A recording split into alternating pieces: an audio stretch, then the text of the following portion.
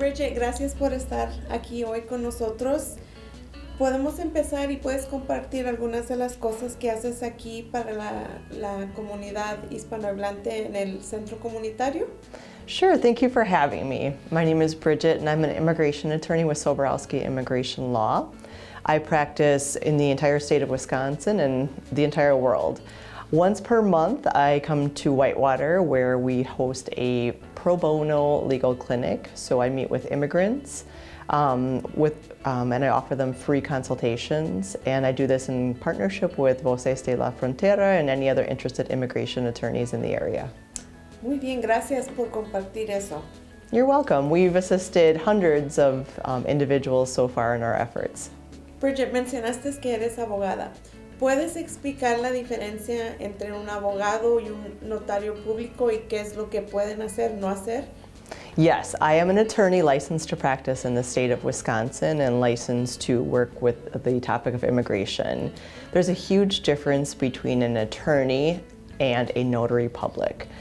In many different countries, notary publics serve different legal functions. In the United States, a notary public is only able to authorize signatures. A notary public in Wisconsin is not authorized in any way, shape, or form to provide legal assistance, legal advice, represent someone in any legal proceedings.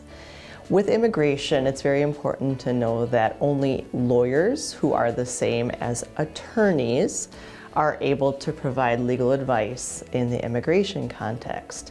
Also, very important caveat, in immigration law, USCIS has allowed something called an accredited representative to also provide legal services for immigration. So it's very important to know, Rosalinda, that only attorneys, lawyers, which are the same thing, and accredited representatives can provide legal advice in the context of immigration. Notaries, notary public, notarios are unable to do so. Muchas gracias por explicar esas diferencias. Brigette, he notado que aún muchas personas todavía buscan usar notarios públicos. ¿Es recomendable? This is a big issue currently. Many people do seek the services of a notario to help them with their legal matters. Only attorneys, lawyers, and accredited representatives can help individuals legally with legal matters. Brigette, ¿puedes aún explicar un poquito más por qué no es recomendable usar un notario público? It's not recommended because only attorneys and accredited representatives are legally trained. Notarios have no legal training in the United States. They have no accreditation. They charge for services for helping fill out paperwork, but they don't understand the why behind filling out certain immigration benefits. They charge high prices without the experience, without the accreditation, and many times as an attorney, I have clients coming to my office because they've been frauded, scammed by the services they've received from a notario. Wow, okay. Gracias por explicar eso. So, Brigette, tal vez necesite un abogado, alguien para un divorcio, para una situación doméstica, de tráfico. ¿Puede una persona ir al mismo abogado, usar el mismo abogado para estas situaciones? I don't recommend that individuals use the same type of attorney or the same attorney for all of their legal issues. I like to think of it in this way, Rosalinda. If I am seeking a medical doctor for a brain issue, I will not go to a podiatrist or a doctor that works on the foot. It's the same analogy with immigration and other types of law. Each attorney should specialize in their area. In immigration, because it is one of the most complex areas, the immigration attorneys specialize only in immigration.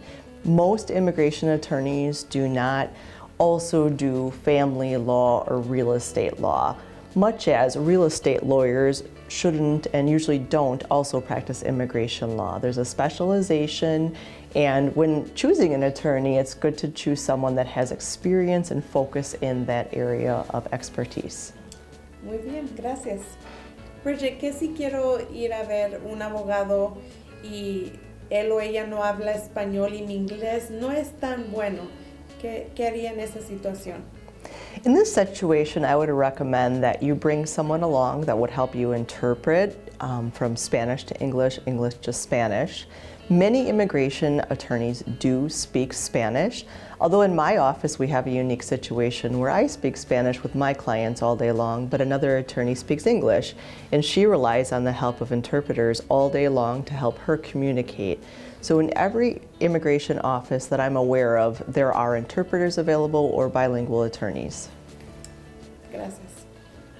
Otra pregunta, Brigette. ¿Qué documentos recomiendas que uno debe de cargar con uno mismo? Rosalinda, it really depends on each person's individual situation. For example, if you're driving in a vehicle and if you have a license from Wisconsin, you definitely should carry your valid Wisconsin driver's license. One recommendation is for many undocumented immigrants, do not carry documents that are not yours, that are false or fake. That is a big warning that I would like to provide to many in the immigrant community. So, Brigette, ¿puedes explicar por qué no se recomienda usar papelería o documentos falsos? Yes, it's very important to understand that each individual should only carry documents that belong to themselves. They should never use false or fake documents or documentation relating to anyone else.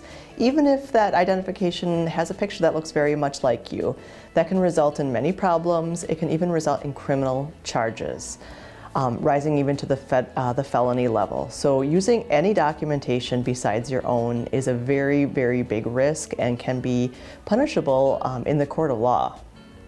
Brigette, ¿qué recomiendas si alguien está buscando información sobre inmigración?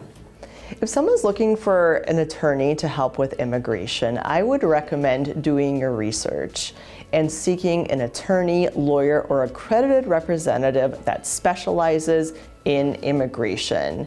One great place to start is Voces de la Frontera. Voces is a nonprofit organization that helps, advocates, supports immigrants in our state of Wisconsin. Voces offers legal services. Voces offers services for immigrants ranging from different benefits, legal services, to different rights that are available. Another great place to seek legal counsel for immigration is the American Immigration Lawyers Association that will provide a list of accredited attorneys and representatives in your area that could assist with a legal matter, especially pertaining to immigration. Also, the Wisconsin State Bar is another reputable location where individuals can find attorneys that specialize in immigration. Gracias por esa información. En las redes sociales, en TikTok, hay personas que están dando gratis información legal. ¿Por qué tengo que agarrar un abogado? My advice is to be careful. There are a ton of misleading TikToks and social media posts and videos making false promises to people right now. I have seen too many devastated clients who have paid large amounts of money to TikTok attorneys traveling across the country, making false promises with only one signature. Arreglar sin salir is a word that's used by many of these TikTok attorneys, social media attorneys. This is simply a false promise. There is no one-size-fits-all solution, and that is what is being offered on TikTok and social media. Each person's case is individual. Each person's case deserves attention and deserves a thorough review from an attorney, lawyer, accredited representative, not from a TikTok attorney. Brigette, ¿puedes explicar a las personas que si están buscando un abogado de inmigración, qué es lo que deben de buscar? Definitely. Definitely do your homework on any attorney, accredited representative that you are considering hiring. Meet with that person to get a good understanding of how you feel with that person, and not just by viewing a TikTok video or a social media video. Look at recommendations of that attorney or that accredited representative.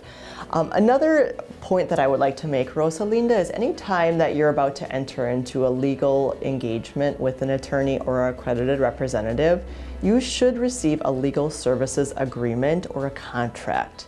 And that should be made available to you in a language that you understand.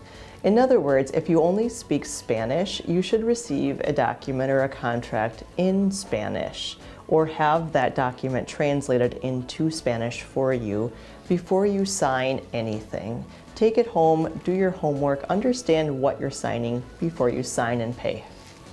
So, Brigette, de nuevo queremos agradecerte por tu tiempo, por contestar todas estas preguntas tan importantes para la comunidad, para la gente. Y de nuevo, gracias, gracias, gracias.